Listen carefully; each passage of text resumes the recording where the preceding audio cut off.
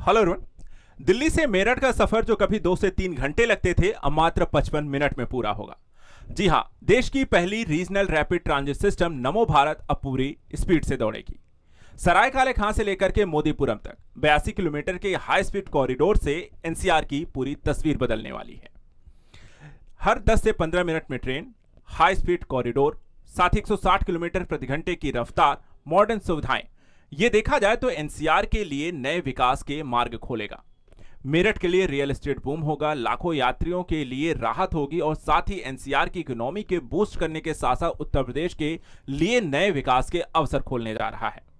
आप सभी का स्वागत है आजाद यूपीएससी एकेडमी में। मैं आज डिस्कस करने जाएंगे रीजनल रैपिड ट्रांजिट सिस्टम से संबंधित यहां पर रियल टाइम लोकेशंस, कौन कौन से स्टेशन में जुड़ने वाले हैं, समय कितना लगेगा, इसकी फेयर और साथ ही साथ इसके क्या क्या यहाँ पर फायदे होने जा रहे हैं और यहाँ पर दिल्ली एनसीआर के लोगों को इससे जुड़ने में किस तरीके से भारत और यूपी के लिए फायदा पहुंचाएगा, उन सभी पहलुओं को। सबसे पहले अगर हम देखें जो रूट यहाँ पर आपका है, कहाँ से कहाँ तक गुजरता है, तो देखा जाए ये 82 किलोमीटर की आपको जो पूरा यहाँ पे रूट होने वाला है। 55 मिनट यहाँ पर इसके लिए लगने वाले हैं। रूट की अगर बात करें तो ये है यहाँ पे सराय काले खां। सराय काले खां से शुरू होकर के आप देखें तो यहाँ पर ये रूट आपको गाजियाबाद होते हुए मुरादनगर, मोदीनगर होते हुए फाइनली यहाँ पर मेरठ, मोदीपुरम, मेरठ तक आपको जाता है।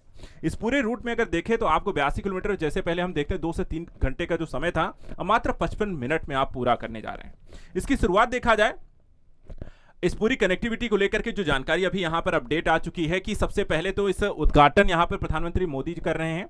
दिल्ली गाजियाबाद मेरठ कॉरिडोर जो पहले 17 किलोमीटर प्राथमिकता खंड को हरी झंडी दिखा करके रवाना किया गया।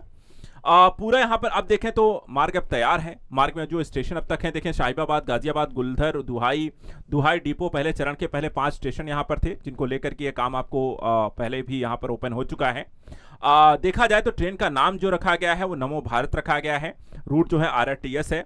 और ट्रेनों की जो आवृत्ति की बात करें कि कितनी कितनी देर में आपको ये ट्रेनें मिलेंगी, तो हर 10 से 15 मिनट में ये ट्रेन आपको मिलने जा रही हैं। इसके अतिरिक्त अगर बात करें इस पूरे आरआरटीएस कॉरिडोर के बारे में, कहां और किस तरीके से इसको डिजाइन किया गया है, कैसे यहां पर रन होगी, इससे यहां पर दिल्ली, मेरठ और गाजियाबाद के रूट में किस तरीके से इकोनॉमिक डेवलपमेंट होगा, तो सबसे पहले कि पूरा जो दिल्ली मेरठ कॉरिडोर है, ये नई एक रेल आधारित प्रक्रिया है जिसमें अर्ध उच्च गति, उच्च आवृत्ति वाली यात्री परिवहन प्रणाली को अपनाया गया है। क्यों अपनाया गया है, तो यहां पे देखिए इसमें एनसीआर में कनेक्टिविटी कॉरिडोर के तौर पे इसको डेवलप किया गया है, जिसमें 8 आरआरटीएस कॉरिडोर ऑलरेडी यहां पर पहचान की गई हैं।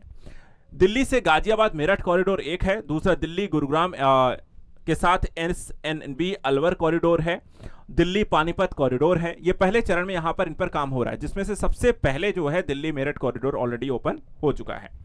अब नमो भारत जो ट्रेन है, इसमें स्वदेशी रूप से सबसे पहले इसकी खास बात क्या है कि इसे स्वदेशी रूप से डिजाइन किया गया है। इसकी डिजाइन जो है, गति जो क्षमता है 180 किलोमीटर प्रति घंटे की रफ्तार है और 160 किलोमीटर प्रति परिचालन जो गति रहेगी, जिस रफ्तार से चलेगी 160 किलोमीटर प्रति घंटे की रफ्तार से ये चलने वाली है। साथ ही बात करें प्राधिकरण जो है, ये केंद्र सरकार और दिल्ली, हरियाणा, राजस्थान, उत्तर प्रदेश की सरकारों के संयुक्त उद्यम राष्ट्रीय राजधानी परिवहन निगम एनसीआरटीसी को आरटीएस के माध्यम से इसका यहां पे संचालन किया जाएगा, जो एनसीआर के रीजन में यहां पर ये ट्रेनों का परिचालन होगा। इसके अतिरिक्त बात करें आरटीएस का महत्व क्या है, इससे शहरी विकास को किस तरीके से यहां पर फायदा पहुंचाने होंगे, तो सबसे पहले देखिए जो निर्बाध कनेक्टिविटी है। निर्बाध कनेक्टिविटी का कहने का मतलब कि हवाई अड्डे, रेलवे स्टेशन, अंतर्राज्यीय टर्मिनल, बस टर्मिनल्स हो गए, दिल्ली के मेट्रो स्टेशन हो गए, इन जगहों से विभिन्न परिवहन साधनों के साथ इसे एकीकृत किया जाएगा ताकि लोगों को एक ट्रांसपोर्ट सिस्टम से दूसरे ट्रांसपोर्ट सिस्टम में आसानी से कनेक्ट हो सके, आवागमन आसान हो सके। इसके अतिरिक्त दिल्ली में शहरीकरण का विघटन होगा, यानी कि दिल्ली में बहुत ज्यादा जो लोग हैं, विकास के नाम पर, कनेक्टिविटी के नाम पे, परिवहन के नाम पे बहुत ज्यादा लोग वहां पे रहने लगे हैं, भीड़ भाड़ ज्यादा हो गई है। तो अब यहां पे देखा जाए तो एनसीआर के आसपास के शहरों के विकास से तीव्र संपर्क कारण दिल्ली केंद्र शासित प्रदेशों से लोग आसपास के शहरों में भी आपको दिल्ली न जाकर के बल्कि उसके आसपास के रीजन में, जैसे गाजियाबाद हो गया, नोएडा हो गया, आपका मेरठ हो गया, पानीपत हो गया, यहां पर भी आपको शिफ्ट हो जाएंगे कि दिल्ली बहुत दूर नहीं है, 1 घंटे का सफर है, हम यहां पे अप डाउन कर सकते हैं। इसके अलावा उत्सर्जन में भी इससे कमी आएगी। शहर के बाहरी इलाकों में शहर तक लोगों के लाने ले जाने के लिए जीवाश्म ईंधन से चलने वाले जो वाहन हैं, उनका उपयोग इससे कम हो जाएगा। PM 2.5 से लेकर के नाइट्रोजन ऑक्साइड, हाइड्रोकार्बन मोनोऑक्साइड जो वायु प्रदूषक हैं, इसमें यहां पर काफी कमी आ जाएगी। तो एक तरीके से देखा जाए तो एनवायरमेंट फ्रेंडली भी आपको होने वाला है। इसके अतिरिक्त देखा जाए अन्य क्या फायदे हैं, तो सबसे पहले तो सार्वजनिक परिवहन में आपको वृद्धि देखने को मिलेगी, यानी आरटीएस इस क्षेत्र में सार्वजनिक परिवहन की जो हिस्सेदारी इसकी होने वाली है वो 37% से बढ़कर के 63% हो जाएगी। इससे क्या होगा, यातायात में आपको कमी आएगी। एक बार पूरी तरह से जब चालू हो जाएगा, जो कि यहां पर होने वाला है, तो 1 लाख यात्री वाहनों को जो सड़कों से हटा सकती है, यानी आरटीएस का प्रयोग करने से आपको जो गाड़ियां हैं जो जाती है दिल्ली में पोल्यूशन की एक बड़ी समस्या क्रिएट करती है, वो यहां पर आपको उससे राहत मिलेगी। समय में एक तो देखा जाए तो आपको बचत होगी, जैसे हमने कहा कि 2 से 3 घंटे लगते हैं, वो यहां पर आपको मात्र 55 मिनट में आप मेरठ से आपको दिल्ली आ सकते हैं। यातायात में कमी, नमो भारत ट्रेनें जो है सड़क पर आपको बहुत सारे जो विकल्प हैं गाड़ियों के वो यहां पर आपको हट जाते हैं। दिल्ली मेरठ रेल मार्ग यातायात प्रणाली के विकास को अगर हम समझें यहां पर, तो पूरा प्रक्रिया जो है, कुल लंबाई जो इसमें होने वाली है वो करीब 82 किलोमीटर की है। कितने स्टेशन होंगे, तो इसमें कहा जा रहा है कि 22 टोटल स्टेशन होने जा रहे हैं। 17 किलोमीटर के प्राथमिकता वाला खंड जो पहले ही यहां पर खोला जा चुका है, अब उसके आगे का यहां पर पूरा ओपन हो रहा है। कितना समय लगेगा, तो 100 किलोमीटर प्रति घंटे से अधिक की औसत गति से यह कॉरिडोर दिल्ली से मेरठ आपको पहुंचा देगी। कुल लागत इसमें कितनी आई है, तो करीब 30,000 करोड़ लगे हैं इस आरटीएस ट्रेन को चलाने के लिए। वित्त पोषण किसके द्वारा किया गया इस बजट का, तो अगर हम देखें तो भारत सरकार ने एशियाई विकास बैंक से लगभग $1 अरब, न्यू डेवलप बैंक से $500 मिलियन, एशियाई अवसंरचना निवेश बैंक से $500 मिलियन का यहां पर ऋण लिया है। इसके अलावा भारत सरकार 20%, दिल्ली सरकार 3.2%, उत्तर प्रदेश सरकार 16.76% की धनराशि वहन कर रही है इस पूरे प्रोजेक्ट में। बात करें नमो भारत ट्रेनें आधुनिक, समावेशी और सुरक्षित कैसे हैं, इसको लेकर के इसमें क्या क्या उपाय किए गए हैं, तो उसके बारे में भी जान लीजिए। देखिए यहां पे जो ये ट्रेन चलाई जा रही है, national capital region transport corporation के द्वारा यहां पर रैपिड एक्स रखा गया है, इसके माध्यम से ये संचालित हो रही है। विकास जो इस ट्रेन सेट को फ्रांसीसी कोच निर्माता कंपनी एल्स्टॉम ने हैदराबाद स्थित अपने इंजीनियरिंग केंद्र में डिजाइन किया है, और इसका उत्पादन जो है गुजरात स्थित एल्स्टॉम संयंत्र में किया जा रहा है, यानी कि मेक इन इंडिया है। इसके साथ नमो भारत की जो विशेषताएं हैं वो ये है कि सबसे पहली चीज इसमें आपको देखा जाए तो यात्री के बैठने की व्यवस्था है, यानी कुल 6 कोच होंगे, 2x2 सीटों की व्यवस्था होगी। स्टैंडर्ड कोच में 72 सीटें होंगी और प्रीमियम कोच में 62 सीटें रखी गई हैं। इसी तरीके से एक ट्रेन में बैठने और खड़े होने सहित टोटल 1700 यात्री एक साथ यहां पर यात्रा कर सकते हैं। कोच कितने प्रकार के हैं, तो कोच 3 प्रकार के रहने वाले हैं, सामान्य कोच, एक प्रीमियम कोच और एक कोच जो विशेष रूप से महिलाओं के लिए आरक्षित होगा।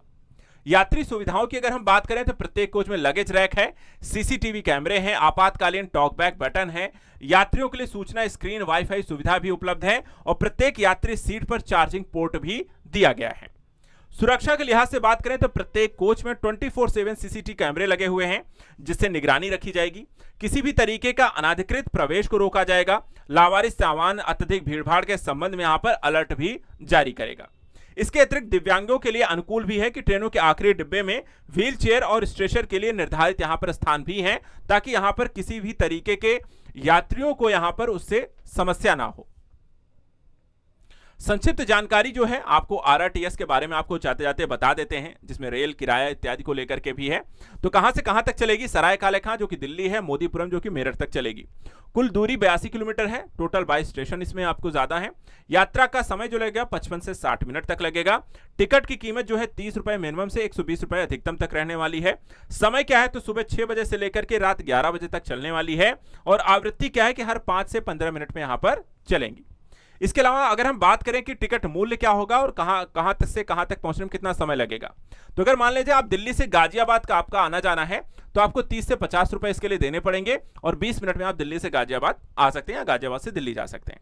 इसी तरह अगर आप दिल्ली से मोदी नगर जाते हैं तो 60 से 90 रुपए इसके लिए लगेंगे और 40 मिनट में आप ये सफर तय कर सकते हैं। अगर दिल्ली से मेरठ दक्षिण तक अगर आप जाते हैं तो यहां पर 80 से 120 रुपए आपको लगेंगे और 60 मिनट यहां पर इसमें पहुंचने में समय लगेगा। और गाजियाबाद से अगर मेरठ दक्षिण जाते हैं तो 50 से 90 रुपए इसके लिए लगेंगे और 40 मिनट इसमें सफर लगेगा, समय लगेगा। तो इस तरीके से आपको आरटीएस जो है आपको बन गई है, शुरुआत होने जा रही है और इससे सिर्फ यूपी को, दिल्ली एनसीआर को और भारत के लिए यहां पे नए अवसर खुल रहे हैं, न सिर्फ यात्रियों के लिए रोजगार के दृष्टिकोण से, बल्कि साथ साथ इकोनॉमी की बूस्टअप और साथ ही शहरी नियोजन और अर्थव्यवस्था के लिए भी महत्वपूर्ण है। आरआरटीएस को लेकर के आपका अनुभव क्या कहता है, हमें कमेंट करके जरूर बताइए। और ऐसे यहां पर उत्तर प्रदेश और एनसीआर को लेकर के लगातार अपडेट के लिए हमारे चैनल को सब्सक्राइब जरूर करिए। आज के लिए इतना ही। Thank you so much and good luck.